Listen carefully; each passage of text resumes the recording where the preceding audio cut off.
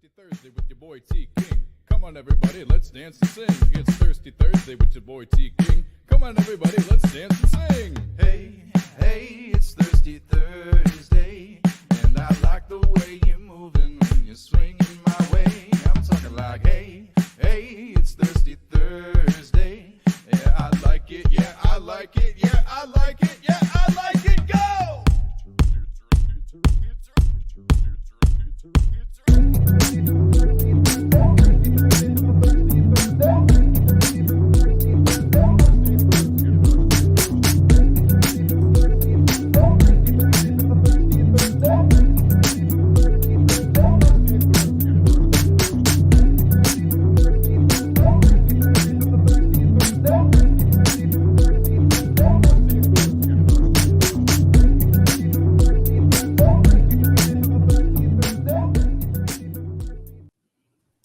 Do not adjust your calendar. Don't check it. It's not Thursday yet. It's an early edition. It's Thursday Tuesday here at the Full Tilt Dynasty Podcast. It's the Troy edition.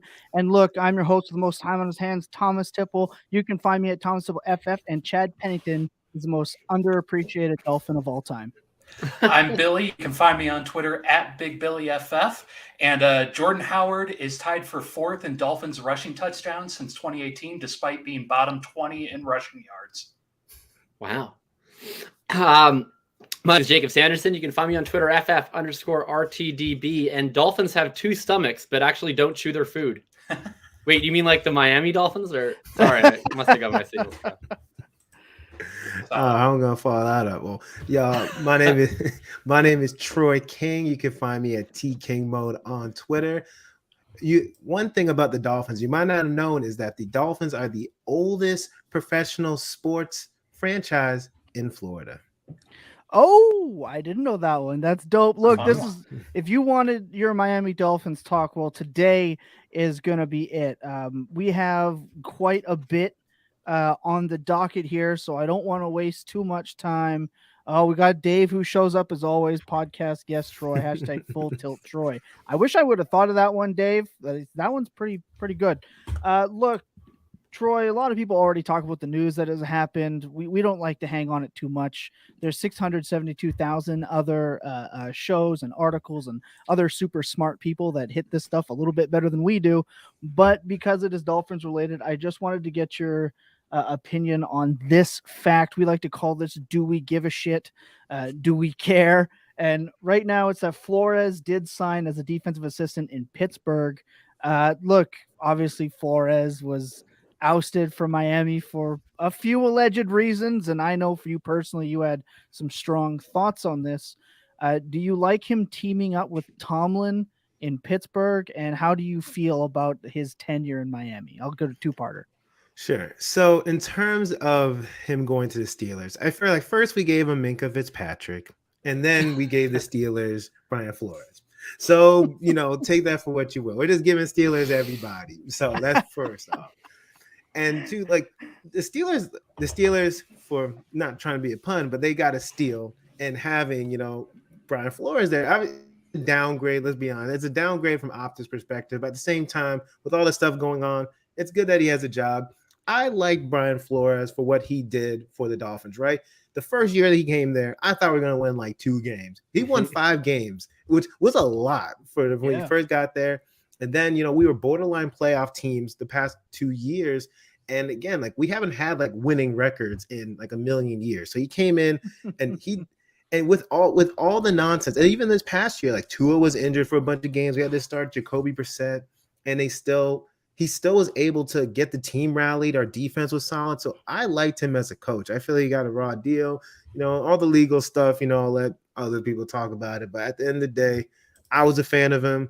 I'm really excited about Mike McDaniels, though, because one thing about our offense, it was not creative at all. It was lacking. It was the weakness of our whole team. Like you saw, like the defense would keep us in games. The special teams would be okay, but our offense is what literally if the offense scored like 17 points, then usually we would win because our defense would be good. But they didn't ask the offense to do too much.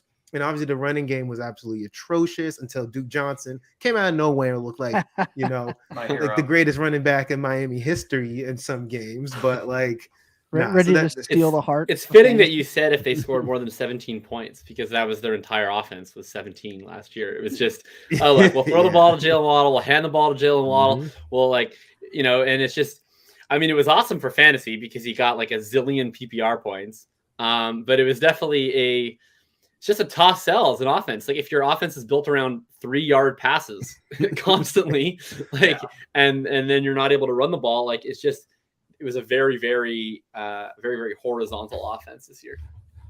Yeah, and surprisingly enough for Jalen Waddle, since the whole offense went around him, he didn't exactly light the top 12 on fire season long. So even though there's still work to do, we're going to talk a lot about Mike McDaniel because there's something that Jacob really wanted to hammer home on this show with plotters, which seems to be a thing.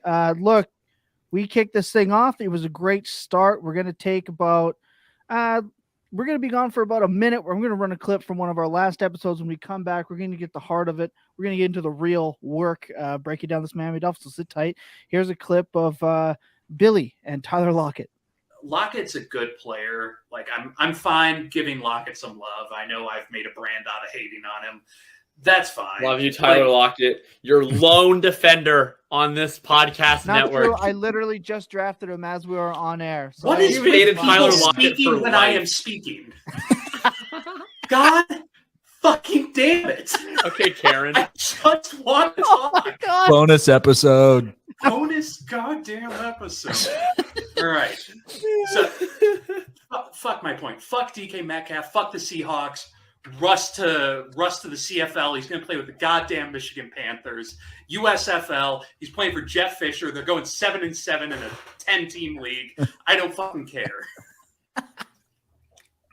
Tom, your turn. He only played 10 games. Tom, your turn. I can't. Oh my god. Well, I'm gonna hold on. Billy just went full kindergarten teacher.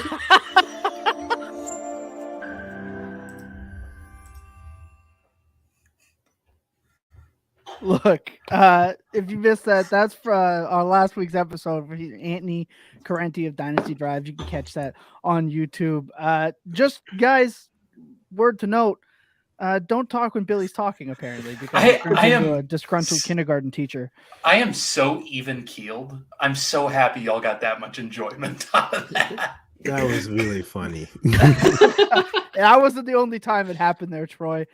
Taylor, what's up, man? White Troy King. Not sure this needs to be read, but I read the text under Jake as White Troy King. It's like, oh God. Very good. We're so I can see. He's my alter ego. Yeah, I actually do something called Hungry Thursdays. Yeah. Oh my gosh. Okay, look. One thing with the Miami Dolphins is fantasy this year. Drafts are happening. Obviously, if you're a lunatic like Jacob, who's already done like 8 dynasty leagues and 57 best ball drafts, Miami Dolphins players are obviously being drafted. Tua is a popular player amongst the Full Tilt Dynasty podcast brand, especially in Billy's corner. How are you, Troy, approaching the Miami Dolphins fantasy landscape right now? New head coach, they're going to have a new system, obviously, but are you ready to fully change it and just close your eyes and buy in, or are you approaching with a little more caution? There's only one player on the Miami Dolphins that I'm extremely confident in is Jalen Waddle. He's my most rostered player, like across all my leagues. Jalen Waddle. And I'm sorry, spoiler alert, but he's the only one you can feel confident because even with Tua, right? So obviously you're buying into Tua for 2020. But the thing about this is, right? So if he does not do well this year, everybody knows about the 2023 class, right? They're going to get another quarterback. Like, I feel like even if they have to I think they have to make the playoffs, right? Tua just has to be lights out. Like, he can't just be average. If he's average, Mike McDaniel is going to handpick somebody from the 2023 class. And I believe the Dolphins have 2 first-round picks. So, I mean, come on. Like, Tua's got to really be like, he got to take the next level or it's over for him in terms of with the Dolphins. And then everyone else, right? Like Devontae Parker, like no one's really thinking about him for Dynasty. Will Fuller. Team? Like, is there anyone other than Waddle? Like, are any of these guys for sure going to be on the team? That's the thing. Like Mike Gesicki, they might tag him. So that's the only other one, right? We have no idea what's going to happen. I don't know if they're going to let him walk or they're going to tag him. If Mike Gesicki's still on the team, then I'm still excited. I'm really excited about him, right? I mean, hopefully, he'll use in a quote unquote George Kittle role if we're expecting it to mirror, 49ers offense. But I don't know. I mean, they might bring Parker back. I don't think he's going to be that expensive to bring back. Will Fuller, I don't expect him to bring back. Running backs, I don't know if they bring back Duke or Philip Lindsay's not going to be there, so there's too much uncertainty. So the really only players that we know are coming back are Tua and Waddle. So I actually like the Gesicki situation in that, like, I would be really concerned if he was just entering year 4 of his contract like he was last year and McDaniel came in. I would be concerned. The George Kittle role is just a role, frankly, like the Gesicki can't play. I mean, he blocks on 20% of passing snaps. He's a ferocious run blocker. I mean, Gesicki's a big slot receiver. Like, he doesn't block at all. Yeah, and so, sorry. He's horrible at blocking. Oh yeah, no, he's sorry. So like he's really just a slot receiver. So to me, it'd be interesting. Like I would have had concerns that we're going to see with Gesicki. The nice thing now is he's in a spot where, if they want him, they're going to have to pay him, and they're going to ask McDaniel what his plans are, right? So to me, it's like if they bring him back, they clearly have big plans for him because they can go elsewhere, or if McDaniel says, you know what, I'd like a more of a traditional Y rather than a move tight end. Well, I mean, maybe they'll give Hunter Long a shot, or maybe they'll go find somebody else. We'll see. But I like that with Gesicki. The Waddle thing is tough. Like, I was admittedly way too low on Waddle in the draft process. Obviously, he's really good. Man, I'm struggling at his current cost, though. Like, I would love to have had all these Waddle shares that you had from last year, and then I get to sit on them. Like, that would be fantastic because you're living your best life. But like now, it's like I got to take him like top 5 in startups. I've got to take him at the end of round 2 in best ball drafts, which I think I'd be fine to do when I start doing DraftKings and it's full PPR. But like on half PPR, I'm struggling with it because a lot of Waddle's games last year were like 10 catches for 70 yards. So the scoring format actually makes a big difference. It's going to be a different offense, though. Because another thing about Waddle, right, is like I'm hoping that they actually use him down the field. Because that's what I think of Waddle, right, from Alabama. Like, he's a down the field threat, and they barely use him down the field. So they starts being used more there. Right. And he's going to really pop off. Yeah. Billy, I know you're the resident Tua drafter and believer, I think, if I'm not mistaken. Yeah. Are you just approaching with just no caution at this point? You were pretty convinced not that long ago he was a top 12 dynasty quarterback. Are you going in with that still, or are you going to wait and see? No, I am all for Tua. I mean, I don't know as though I'd value him as a top 12 quarterback now. I think that's a pretty hard sell.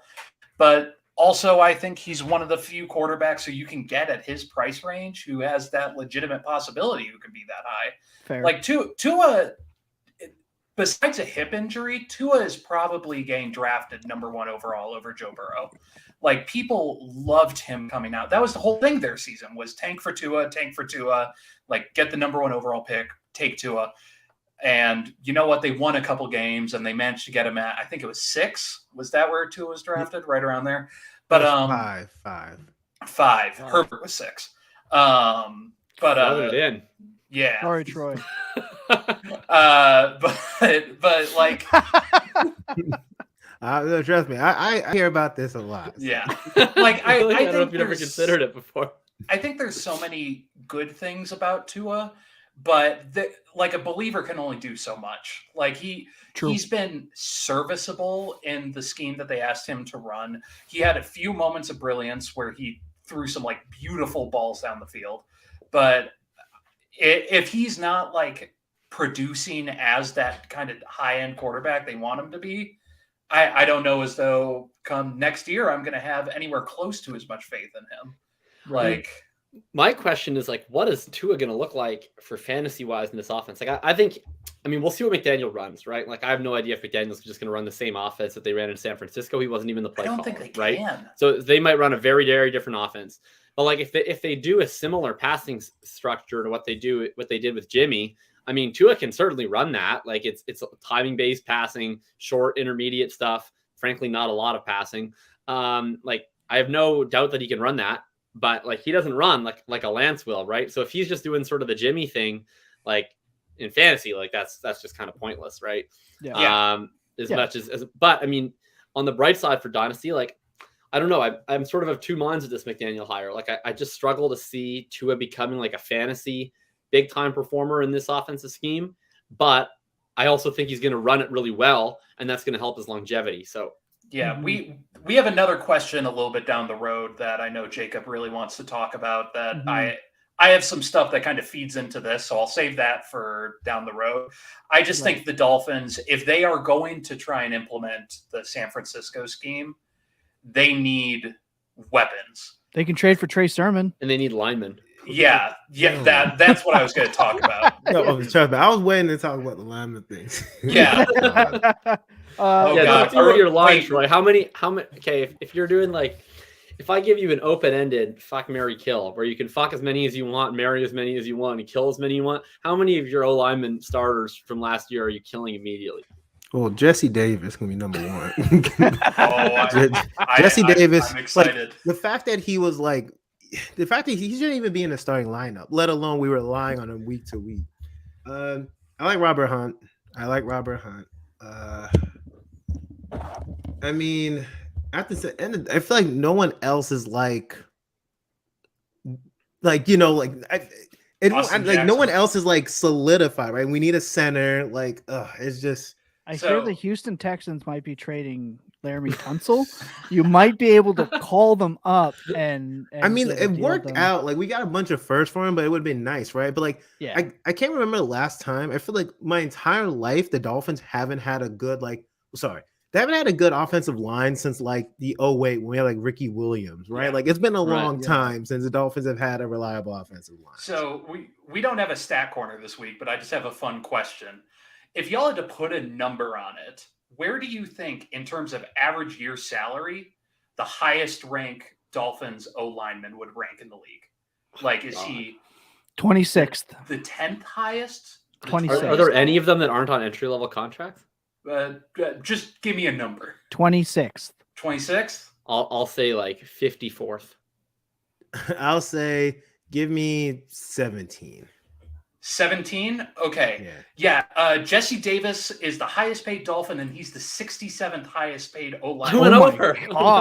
Yeah. I was thinking the opposite. I thought it was like a trick question. So I'm like, all right, they're getting paid more. Yeah. Okay. So you're okay thinking it's a trick question with Billy. It usually is. Yeah. I'm surprised MVS wasn't an answer somewhere. But this kind of feeds into what I was going to talk about later, and I'll go into it in more depth later. But offensive line is one of the positions in the league where it is like a 1-to-1 correlation. Highest paid is best player. Like, and that's a good indication right there that the best players or the highest paid on your line is the 67th highest paid. Yeah, they were dog player in the league. Yeah, absolute dog do for sure. So I just want to it's good to make those approaches. I know we briefly touched on the Mike G situation, but I think it's a big deal. I think a lot of people are automatically locking in Mike G as George Kittle. He's currently the tight end 12 being drafted according to DLF, and I think that's insane to me. I did not know that number. The 20, I like 2022. I mean, I like him at 12 too. Like, who else is he gonna?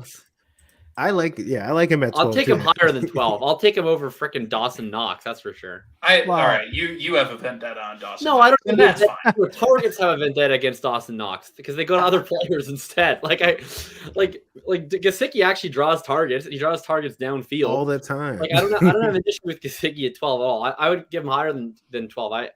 To me, he's after the top 5, and I like Goddard a lot. So like the clear top 5 and Goddard, like I don't have an issue with Gesicki being talked about with Hawkinson or Fant, or certainly Schultz and Knox. He's in that range. But to me, he's in that range. He was good this year, man. Like, and I think the nice thing about with him, like, we'll see where he ends up. I mean, if he ends up in a really shitty spot, you never know. But like, I'm hearing Chargers, like, oh my God, that gets my juices flowing. Any athletic tight end that goes to the Chargers, people are going to draft him like probably overdraft him. And so am I. I'm going to overdraft him too.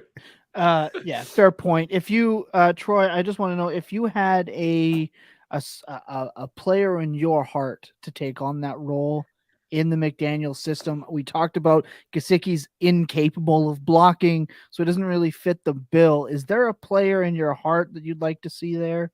I feel like that's Hunter Long. available. I mean, and for our own team, I feel like Hunter Long is a better blocker than Gesicki, but like he could also use a receiving tight end too. So we'll see. I mean, I Right. feel like the Dolphins originally drafted Hunter Long as almost like a backup in case we don't keep Mike Gesicki. That's what like Right. I'm thinking. But in terms of anyone who's on like available, I don't know all the free agent tight ends on the top of my head, but Let's like just say you're going shopping, right? You got the David Gucci bag already. Dalton Schultz. There you go. That's David an Njoku. there. And Njoku I love would be. Njoku. He even Oh wears my 85, gosh. so that fits the kill role I perfectly. know, but he's just like he's one of those tight ends, which is like always, he's always been good. He just for some reasons never broken that ceiling for fantasy. I mean, Baker Mayfield will do that to you, but that's a whole nother conversation Oh for man, another I'm day. so in on that. Give me all of the Njoku in Miami, Oh my please. gosh, Yeah, I have would love Njoku on so many like deep benches, fan of the show, dynasty Brad. rosters. I was trading fourths for Njoku towards the end of last year, just like praying that free agency blesses my man. Friend of the show, Brad, has been stacking Njoku for like 3 years, touting how amazing he is. So He is he would amazing. definitely He's like really that. good. I'm just he's waiting very- for Monty to send me like 6 offers for Njoku for a 4th. Yeah. As we talked about him. Watch. Yeah, Take it. That's actually. I'm gonna pretty start good. sending offers after this show. Oh, on air. Look, we're gonna take a second. We come back. We got some little bit of video to go along with our next point here. So when we come back, we're gonna get into that. This next clip is a highlight from this week's fantasy walkabout with myself and our mate around the world, Tom Lee, over in Australia, where we talk about why I'm so annoyed with Tyreek Hill's ADP right now. Sit tight. Look, he had a 25% target share, lower than Hollywood Brown's. He had 159 targets, which is only 19 more than Hollywood Brown. He was third in the league in receptions. He's third in the league in air yards. He's like 8 in completed air yards. The guy doesn't go, and I know the cover 2 shell, it had him catching a lot of short ball. Who cares if he PPRs his way to 10 receptions for 80 yards and a touch? Who cares? The guy's in elite talent. And he's slowing down. He's going to be 28. He's slowing down. Go and watch how he embarrassed the Bills. He's 4 guys had the angle. Yeah. And he's not even. 4 guys had the chance to tackle Tyreek Hill in the playoffs. Yeah. And he just zoomed past him, gave him the deuce.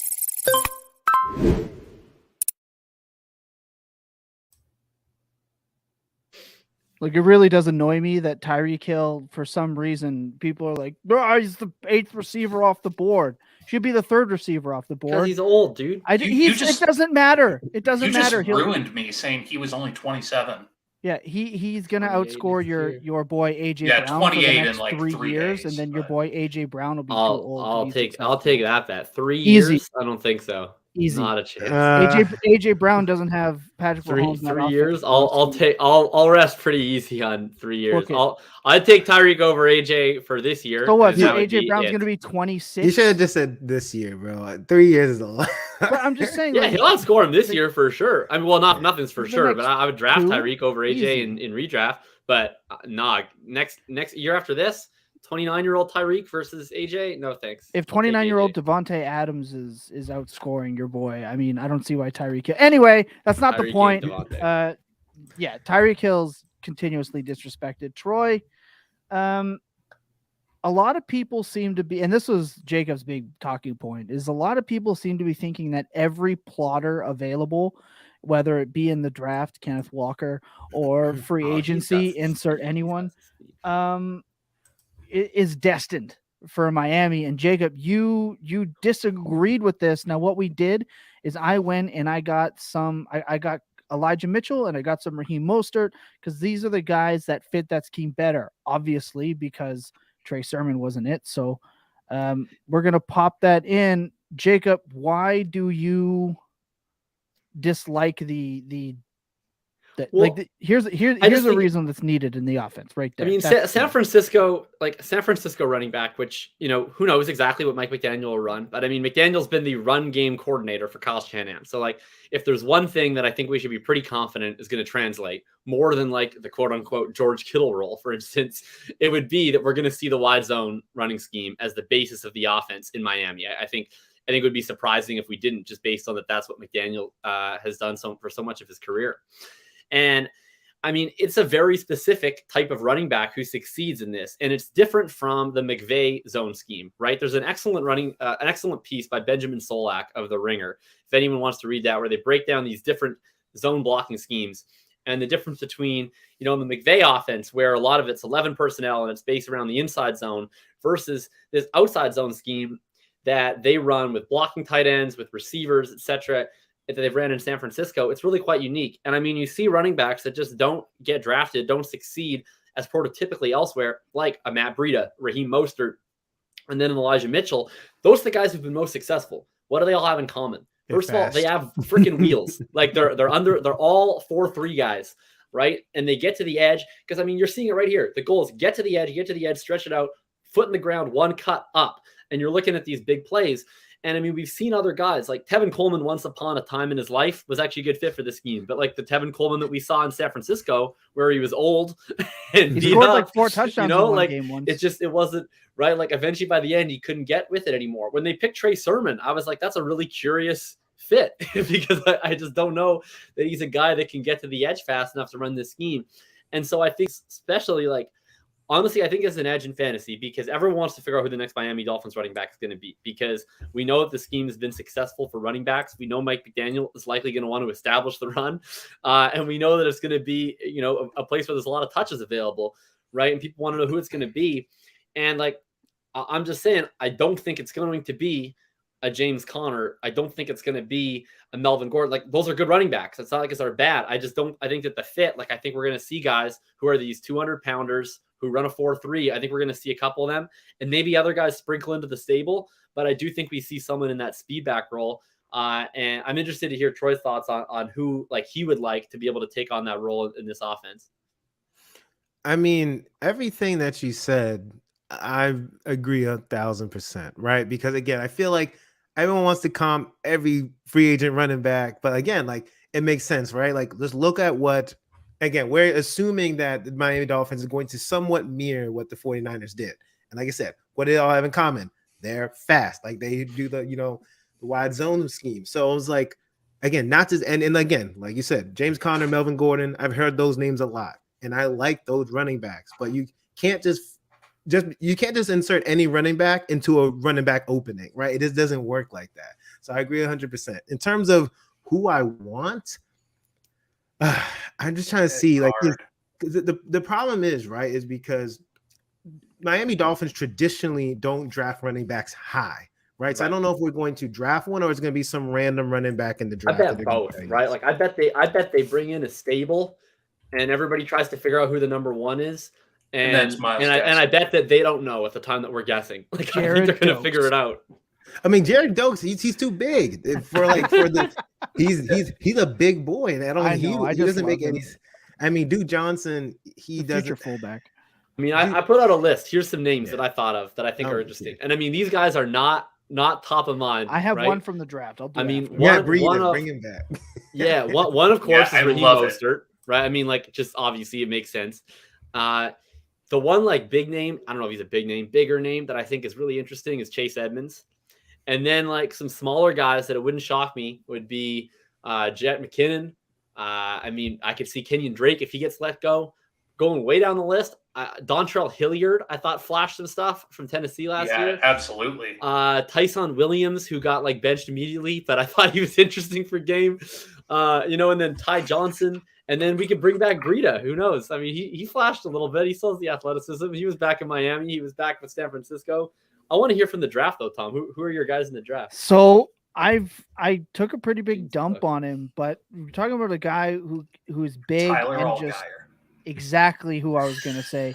He's big, right? He's strong. He doesn't actually look like he can break tackles from what I watched. I'm not a draft aficionado, okay? I'm not a pro scout. He just looked really shitty in the videos that I happened to see. I'm not video scouting, but if he does run that 40, that sub 40, people say he can at like 220 pounds, 6'1", I think he is a prototypical back that is size, speed, and capable to run outside and cut up, because the agility is not really his thing.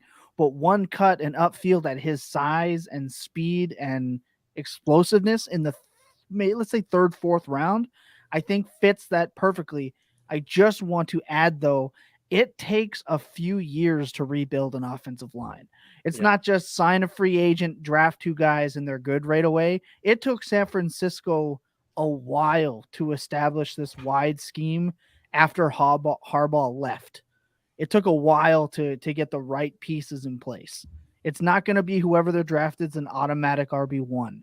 And I think that's the fantasy advice people need to pay attention to. Because no matter who they draft and no matter who they place, they're just as likely to be Myles Gaskin year 1 as anyone else they put there.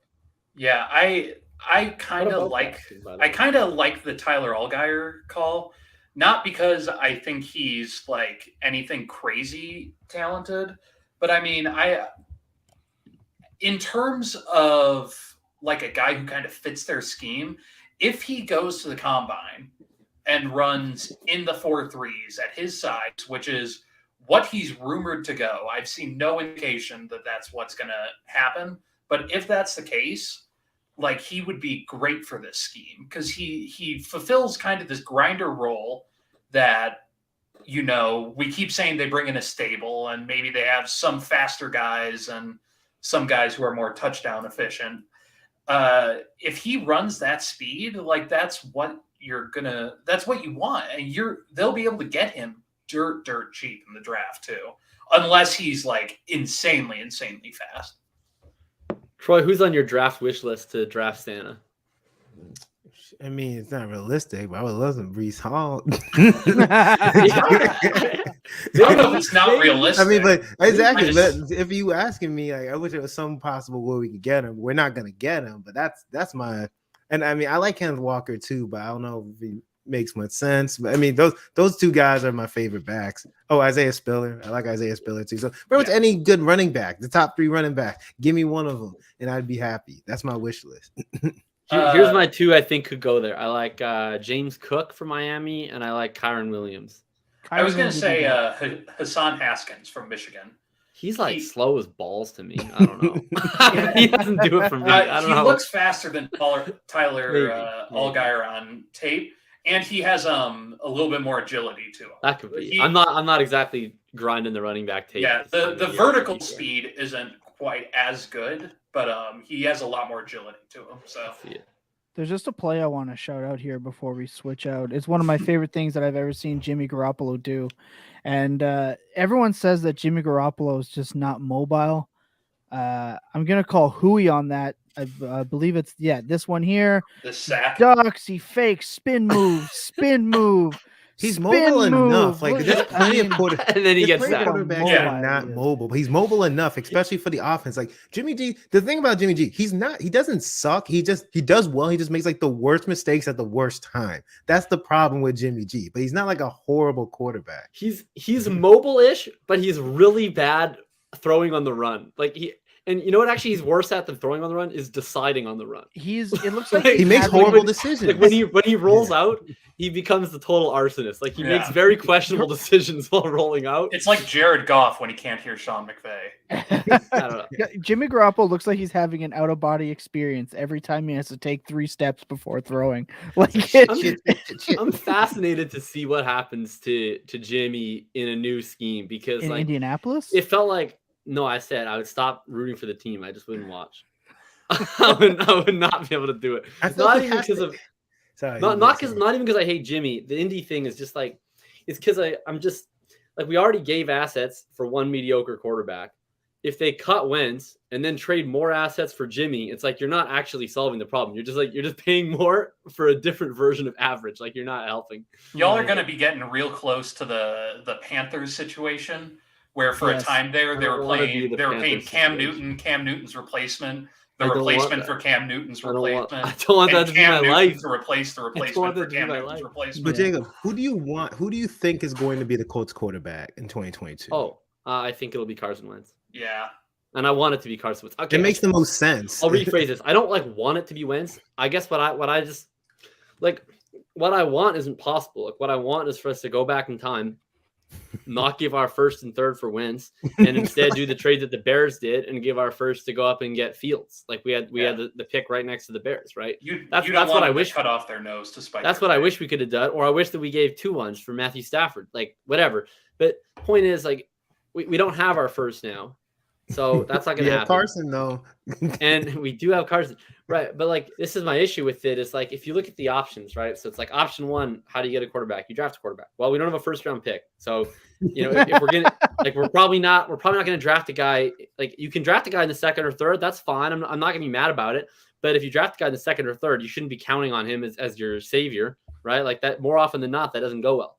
And then if you're going to try and get Rodgers or Russ, like, I mean, you don't have a first round pick again. So it's like, where are you starting that trade with? Like you're starting with your 23 first plus Wentz, plus like you're going to do another first. Like it's just, you won't have a first round pick until 2026. So to me, it's just like, we're not going to get Rodgers or Russ. We're not going to draft a guy. So then it's like, okay, who are you going to get? Like, to me, you can, I don't know, if you want to cut Wentz and sign Teddy Bridgewater or Jameis Winston off the street, whatever, to me, like if you feel that that's better, if it doesn't cost you anything, I'm not really going to get mad about it. But to me, like the disaster would be you cut Wentz and then you trade another draft pick for like Jimmy or Cousins or Matt Ryan. And I don't really have anything against those guys. It's just like, it doesn't like totally solve the issue. Like you're still just going from mediocre to mediocre.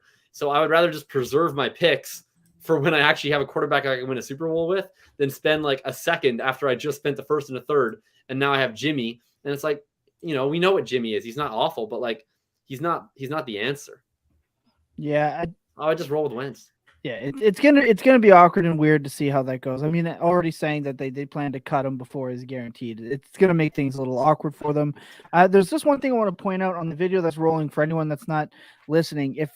The reason I have this package put together is there's 2 constants.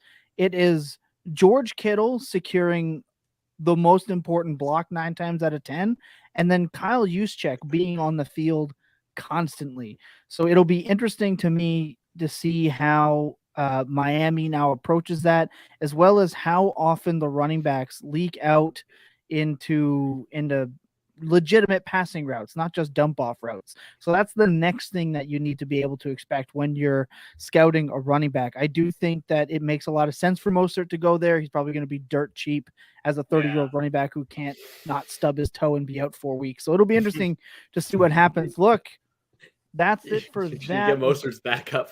What's crazy is Mostert was on the practice squad for the Dolphins many moons ago. And then, really? He used to be on the practice squad. And then he was shuffled around and then finally found a home at 49ers and ended up being good. Wasn't he on like half the team's practice squad? He was. He was on a bunch of teams' practice squads. I don't know why they just couldn't identify how fast he was and been like, we need to get that guy at least a return or something. But I don't know. I know. That's ridiculous. I didn't realize the full plan of the Buddy Cats has been a 1K on guest bring Man, Look, we got to get out of here. Bro. We got to pull some favors to get things done, but we got it done. Look, that's going to do it for that. We got one more clip. Another. I know we just talked about Wentz, but on the last show with Anthony, people were making some remarks about Najee Harris and Wentz that really sent him on a tiff. So we're going to be back in a second. We got a little bit more Dolphins stuff coming up. We still got about 20 minutes left here with Troy. So sit tight. Here's a clip with Jacob from the last episode. And then the funniest part to me, this actually triggered me. I had multiple people, including some smart people that I really respect, saying that this would be a great reason to buy Najee Harris because Jonathan Taylor was the RB1 overall this year with Wentz. I saw that. What up, Calvin? Multiple people. If you watch the Colts, imagine watching the Colts this year and then being like, man, I don't know if this JT guy's any good, but Wentz really contributes to the run game success. Yeah. I can't imagine having that opinion. First of all, Carson Wentz can't throw a check down or a screen at all, to the point they barely even try. And then it's not like he's exactly threatening defenses through the air. Jonathan Taylor was good because he's Jonathan Taylor. Najee's going to be fine regardless because he gets volume. But are you sure my it wasn't, word. Are you sure it wasn't just because of Wentz?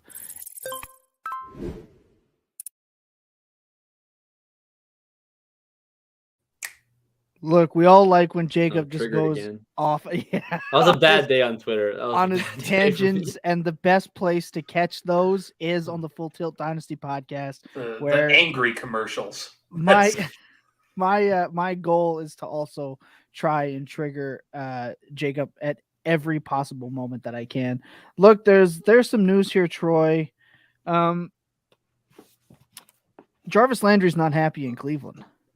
And if Devontae Parker is going to be out the door and they want to use Jalen Waddle down the field, ipso facto, do you think Jarvis Landry can come home on a cheap deal? Do you think that's something he'd even entertain? Would you be happy as a fan to have Jarvis Landry back? He fits that role pretty well that with what they like to do. What are your thoughts there? There's been a couple of speculative dots being connected.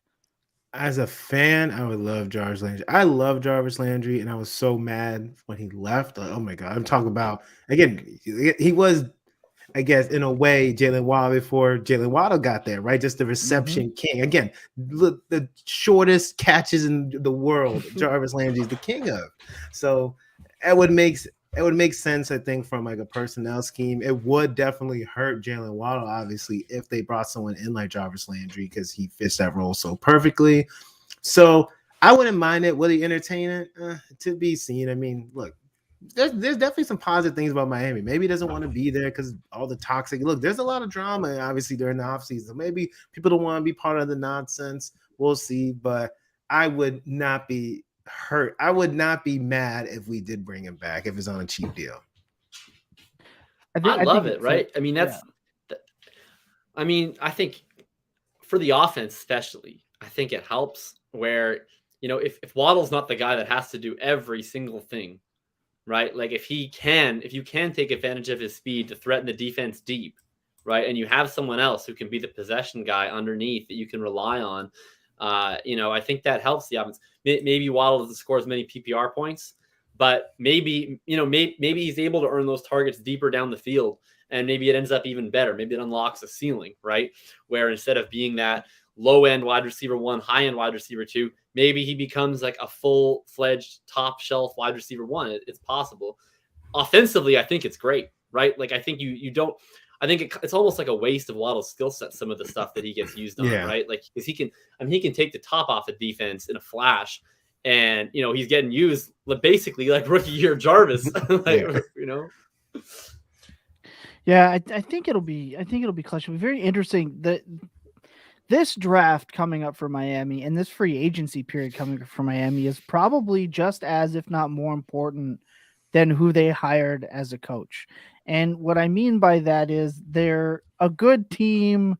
I think they kind of got propped up a lot by, blitzing 90% of the time to hide a couple of deficiencies. They've got some great cornerbacks. We know that. There's just a lot that needs to happen. I think a lot of things bounce their way, close games, etc. I think who they sign and who they draft this year will affect them more than I think other teams in this period, because like Billy was alluding to, it's very easy to get into a Carolina Panthers situation. And I think Miami's very close to that. Yeah, I just, before we move on from Jarvis Landry, because it'll reiterate a couple things that I talked about. The Dolphins need weapons. If they can get Landry, I think that's a great idea. A few fun facts about Jarvis Landry. Jarvis Landry holds the record for most receptions in a season without reaching 1,000 yards. And honestly, I would have been able to guess that in one guess. If that was a trivia question, that would have been one guess. And he has 12 more receptions in that record than the next wide receiver. He was a god back in PPR with the Dolphins. I love these. He was good. Jarvis Landry was a good player. I mean, look at Adam, right? Home league Adam. Every single time you played against him, it seemed to be Jarvis Landry had 10 catches and a touchdown. So, but this was the first year. Legitimately, this was the first year since 2014 that Jarvis Landry was bad for fantasy. Like, was just flat out bad. It wasn't 2020, his fault. yeah, 2020, he was the wide receiver. 33. Troy's gonna be like Goodwill Hunting. It's not your fault. Yeah. It's not your fault. You don't have not to his Jobbing fault. into his shoulder. we don't have time for me to go off about Baker because it usually soaks up half of the broadcast. But like Jarvis Landry, the only thing that's changed about him the last couple of years is his sheer number of targets. Mhm. And make of that what you will. But this was the first year where this was his lowest fantasy year. Prior to this year, he had never been lower than wide receiver 34 in PPR.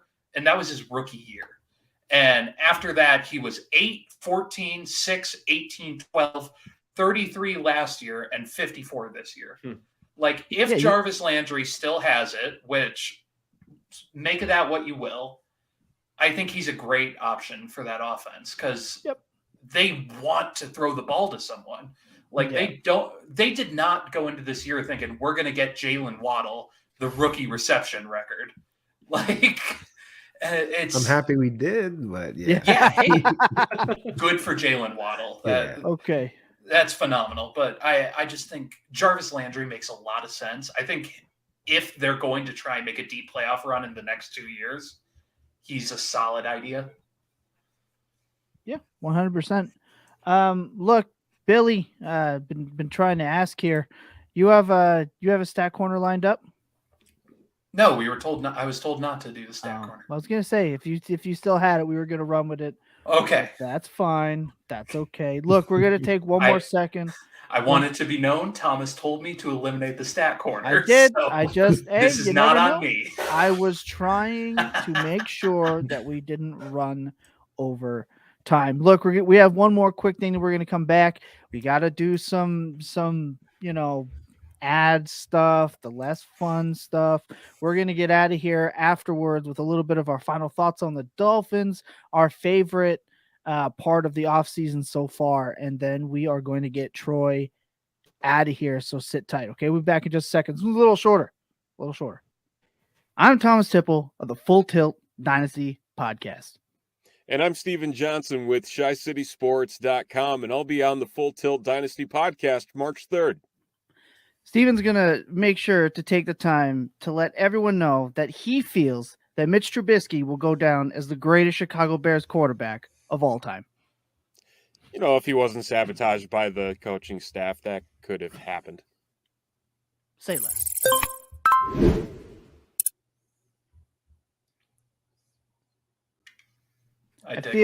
I feel like eternal optimist would be the best way to describe all Bears fans. They always have someone to blame, whether it be the GMs, the coaches, the stadium, Rex Grossman, if you want to talk about handing a Super Bowl to another team. Thank you. Didn't deserve to win it. That's right, Jacob. I'm very happy you got to see that. Guys, we do have guests. It is guest season for us. In season, it's really hard to attain guests because people like Troy are out there putting out tons of content. It's very hard to get times aligned and certain nights, etc. So this is it. Look, Jacob, Billy, and I went on the Even Odds podcast on the weekend. You should go and check that out. Trivia-based podcast. Jacob kicked our butt because he refused to answer questions. Always pass. He played it smart and bet against the field, and you can do that as well. Obviously, you just heard we have Steven Johnson. He's coming March 3rd. We have Alfred Fernandez. He's coming March 8th. That's a big time show for us. And of course, if you like winning and you enjoy winning like we do, one way to help in case that is obviously with a trophy and or championship belt. And if you go to Trophy Smack and you use promo code Tipple, that's nipple with a T, so you won't forget it, right? You buy that trophy, you put that ring in your cart, $60 value, you get that for free. Treat yourself, as we all like to do, win championships, have something you can put on the mantle, the dinner table. When your wife yells at you while you're spending so much time looking at spreadsheets, you just bust that thing out on the middle of the table and go, that's why, right? Fig jam. Watch you won't get divorced trying to do all that. Hey, I'm not saying we are out here giving good advice, but it's advice nonetheless. So you go out to Trophy Smack, you do that, you get yourself a ring, get yourself a trophy, get that set up. And stay tuned for even more guests down the road, because again, it's that season. More bonus episodes so we can set Billy's brain on fire. Dave wants to know, Troy, who does Miami have to blame? That is such a heavy question. Oh my god! Management, owner, management. Like that's easy. is so obviously with one thing we didn't talk about, and we got about 10 minutes here.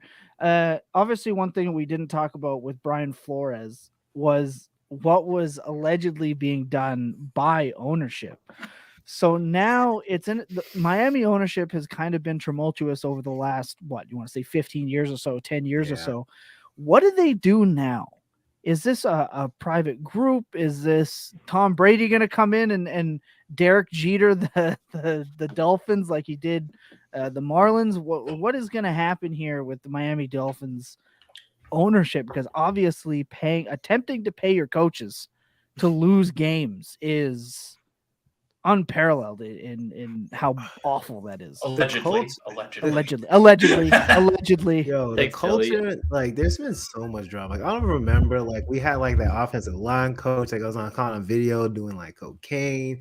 We had like the whole look, it's Miami. I don't it's Miami. We had the whole like I understand what the news is about doing some rails. We had the whole like teammate, the Richie Incognito, like bullying thing. Like, we've had like so much drama. It's been unbelievable, right? Just again, like it's been tumultuous for quite some time. I would say that I would love for Stephen Ross to sell the team. I don't know if it's gonna happen, but yeah, if this whole 100K thing proves to be true, they're gonna force him to sell the team. Yeah, but I feel like punish it. The Clippers forced their owner out, obviously, for the horrific things that came out about him. And it may not necessarily be a racial issue, but this is still an integrity issue in the NFL. Yeah. There's precedents to force an owner out. And it's even though it's not something that's happened in the NFL, really, they've been trying to do it in Washington for as long as I've been alive. He's never going anywhere. He's still there. Oh my god! When climate change hits and the world ends, all that's going to be left is cockroaches and Dan Snyder. The Manders. Oh my god, that's right. Obviously, ownership doing that kind of stuff is just. I choose not to believe it just because in my heart the NFL is still pure. But let's end on a positive note. Troy, what's your favorite Miami Dolphins memory in your time watching the team? Easy. It's really when I fell in love with it. So I was born into a Miami Dolphins home. It's like even when I was younger, like I always knew like the Miami Dolphins were like dope. I mean, like, you know, in terms of like I always liked them, right? But it definitely was the 2008 season. Wildcat, Ronnie Brown, time they were Ricky fun, Williams. Honestly. That was the last time we were fun with Chad Pennington. Oh my gosh. It was like literally, I just remember that. It was so happy. We made the playoffs. We lost, but we looked so good. But it was the year that Tom Brady got hurt. So that's the one thing. But we won the division. And it felt so good. It was so awesome. But no, it was just, again, like no one could stop the Wildcat. Everyone knew what was coming. And Ronnie Brown, baby. Ronnie Brown was not passing the ball. Like you knew he was good. It was either him running or Ricky, but they didn't know. It's like NFL was like, whoa, what is happening? And it was just cool as a fan to just watch my team be good.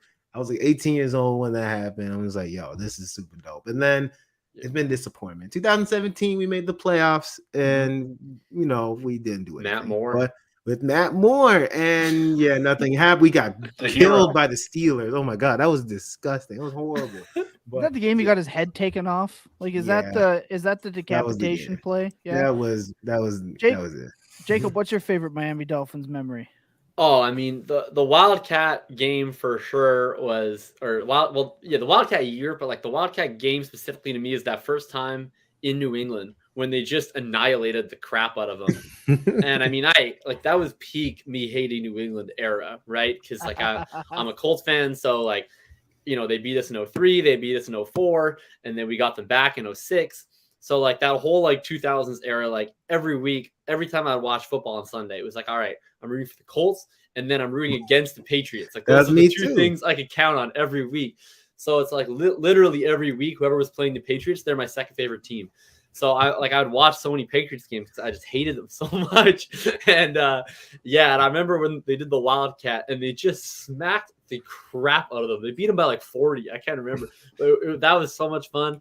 And I feel like the breakdown of the Dolphins since then is like best epitomized by how at that point they had this fun Wildcat offense where they had the two backs and they had the motion and everything. And then this year they like tried to do this thing where it was like, oh, we're inside the 5. Let's just direct snap to Gaskin and let him just run. Because that's the only way he could run it.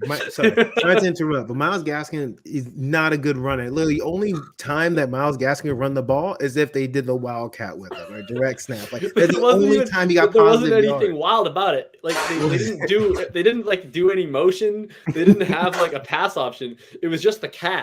Like it stopped being wild. It was just the cat. They just snapped at the Gaskin and then he just like ran, and it was so funny to me. I was like, what is the point of this play? But they did it a lot, like a lot.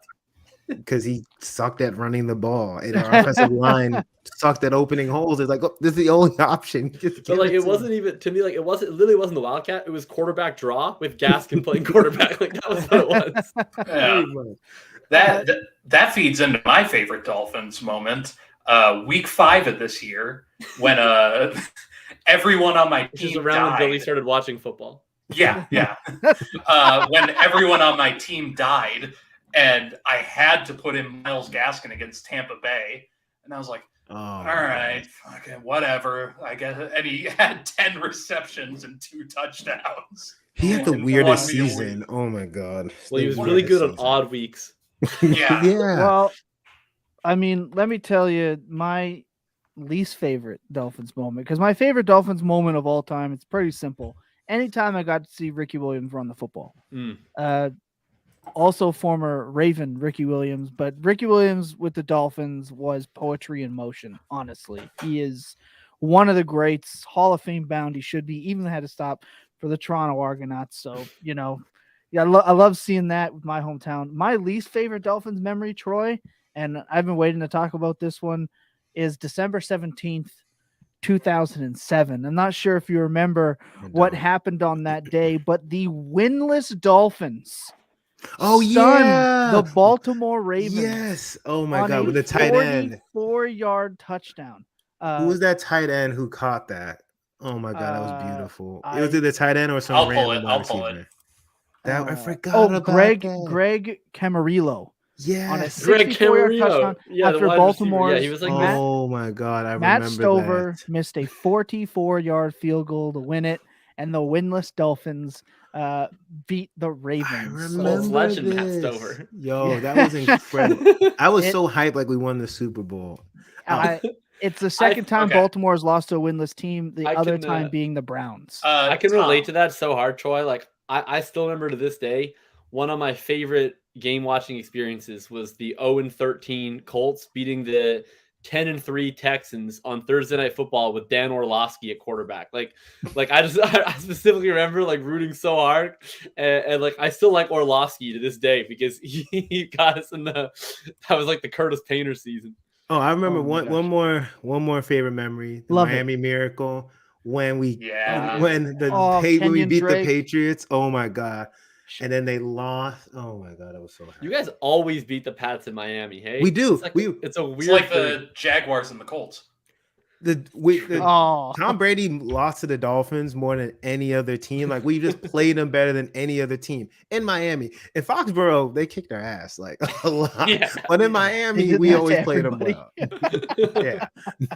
Billy, you had one more thing before we get out of here. Oh, I was just going to say, Tom, you don't get to answer this question, but bonus points to Troy or Jacob.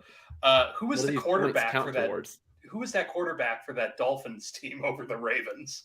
Was it Trent? No, because I just looked at the stats and I never heard of this person. Was it Pepper? No, it wasn't Culpepper. It was. I would have known him. Hold on. Was it Trent? Trent? Oh no. I was gonna guess AJ Feely. No. It's a good guess. Fiedler. No. It's Trent somebody. Oh fuck, what is his last name? I'm blanking. I'll save you. It's not Trent. Oh, okay. Are you thinking of Trent Green? I don't think Who was maybe. Billy? It was Cleo Lemon. Cleo, I was gonna say Cleo Lemon. Cleo, squeeze that He played- lemon. What a fake name. Yo, I remember Cleo Lemon. Yo, he because I was played for the excited. Argonauts too, right? Him and Ricky Williams both played for the Argonauts. Yo, there was one play where he got destroyed. I forgot who did it to him, but he was like a mobile quarterback, and like he just got rocked. And I thought he would never be in the league again. Cleo Lemon. Cleo Lemon. Fun fact: he was out of the league real quick after that. Yeah. Look, Yeah. guys. Cleo Lemon here. I have some excellent Lemon stats. He played a full season as the Toronto Argonaut starter. And this guy somehow started almost a full season in the NFL for the Dolphins. In the CFL, he had 15 touchdowns and 19 picks in the Canadian League. Oh, Yeah. This guy was a starting quarterback in the NFL. Yeah, he couldn't even throw more I was touchdowns going than no. picks I was in the thinking of Canadian League. Lemon next, Dave. It was also the winless Dolphins season. So if you put Troy, one and you one have more together- followers than him on Twitter. Yeah, there Oh, you wow, go. That's pretty funny. Okay, guys, fantastic show. Cleo. Troy, we love and appreciate you. We're going to go around the horn because everyone's just got a ton of work happening all the time. So, prototypical Billy, Jacob, what's going on with y'all? Billy? Yeah, I am currently neck deep in rookie scouting. I'm having a lot of fun. I think I finalized my quarterback rankings. Ooh, And fun, I fun. have a new wide receiver in my top 2, so I'm very excited about that. Interesting. Oh, Gonna are you love gonna let us know who it is, or no? You're saving that for the count. Yeah, I feel like I Gotta have say to let it be known offline Ah, because we have that giveaway. Right, But correct. I'll Which, drop it in chat. which I'm actually going to remember to hit at the end here. Jacob, what do you got going on? yeah. So I'm on my reading week, except for today when I was in the office all day, even though I told myself I wouldn't be. But that means I'm diving into some fantasy research stuff. So I haven't been writing for the last little bit, but I'm gonna be coming out with 3 new projects soon. One I'm working on is gonna be about how targets per route run translates for rookie and sophomore wide receivers if they get more routes, and what types of receivers we should be targeting. Another one is going to be all about rushing quarterbacks and why rushing quarterbacks have been traditionally undervalued in Dynasty. I put out a whole thread about this just the other day, and the article is going to be pretty similar with some extra strategic stuff. And then I have like a big project that I'm working on over the course of this year up and through the summer on streaming running back 2. And I'm literally just going to go through, I'm looking through the last several years at all of these different running backs who were backups, how they got touches, how foreseeable those were, how many points they scored. And I'm going to be doing something for Player Profiler next fall on the running back streaming index. So we're going to treat it like tight end, like quarterback, and we're going to be streaming RB2s. And I'm going to have a whole series dedicated to that coming up soon. So some fun research and stuff on the way. We love that, man. Just remember, you're just a numbers nerd, and to watch the games. Always remember that. True. I've never Troy- once seen a snap of football. Troy, you are one of the busiest folks around. Your ascension has been just unstoppable. It's just an unstoppable freight train for everyone. What do you have coming out recently with Football Guys and Yahoo? Sure. So Yahoo, my work for them is always in season, and they don't do Dynasty. I'm waiting for them to freaking do some Dynasty, man. They only do redraft content. So you just see my work for them in season. But for Football Guys, you'll see me just posting some articles, throughout the off season, and our mailbag show should be starting again closer to the draft. So we do that during the off season and in season, just Dynasty, whatever questions you have for the mailbag. Well, I do that with Dave Kluge and Victoria Geary, and so that's going to be starting up within, let's say, the next couple of weeks. But besides that, you just can find me at any platform at TKingMo. You'll see me tweeting and doing my thing, and I just appreciate everybody supporting me this far. Man, the Troy King TikTok can be absolute fire. We got the Thursday song in full effect. Gracious enough to lend it to us. Obviously, it's last thing, man. fantastic. Give us a track. Give us a track before we sign up. What's one track that we should listen to, everybody, for the rest of the day? Oh, just any song? Give me any song, not like one that I might not have heard of. Because I remember a time before Twitter used to take down people's stuff that you were always doing your Friday flashback Friday. Yeah, give me right. one Flashback Friday song that I might not have heard of that's gonna spice up my Tuesday night while I'm doing you might not have heard of. That's the thing. Oof. Remember, he's like a baby. He's like 20 years old. Oh, yeah, that's so you rude. might not That's heard of rude. anything. I know my hip hop, so You can I know. listen I know to a little Return bit. of the Mac. Listen to Return of the Mac. All You probably right, heard it, but I have heard that's it, a but I'll listen classic. to it again. Bro, because it's That's one of the best songs in the world. It's a Return of good the song. Mac. Look, Turn and as of the always, I'm always going to Shoot. say the same thing. You have to check in on your loved ones. Check in on your loved ones. Respect everyone. Don't be a giant human pile of garbage. Support one another so we can all keep moving forward within the space. Remember that clear eyes and full hearts can never lose, and that your best days with arrows spent tilting. Troy, it's been amazing. We got to do this more often. And gentlemen, I will see you next week for sure. Take care, everyone. Good night. Take care, everybody. Thursday with your boy T King. Come on, everybody, let's dance and sing. It's Thirsty Thursday with your boy T King. Come on, everybody, let's dance and sing. Hey, hey, it's Thirsty Thursday, and I like the way you're moving when you're swinging my way. I'm talking like, hey, hey, it's Thirsty Thursday. Yeah, I like it. Yeah, I like it. Yeah, I like it. Yeah, I like it. Go!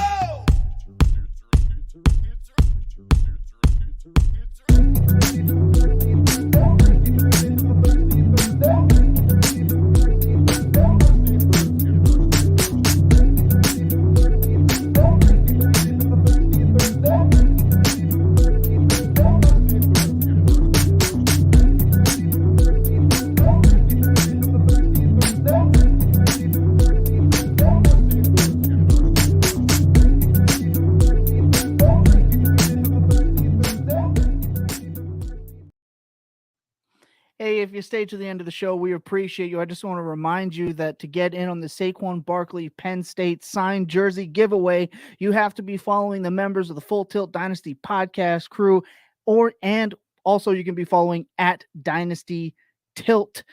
Look, it's real easy. All you got to do is comment wherever you can and let us know who you think the top 2 consensus players are going to be in our rookie countdown. You do that, we're going to draw a name. It doesn't matter where you live, UK, Australia, United States, Canada. We're going to get the jersey out to you. Much love to everyone. As I said, stay safe and take care. Thank you.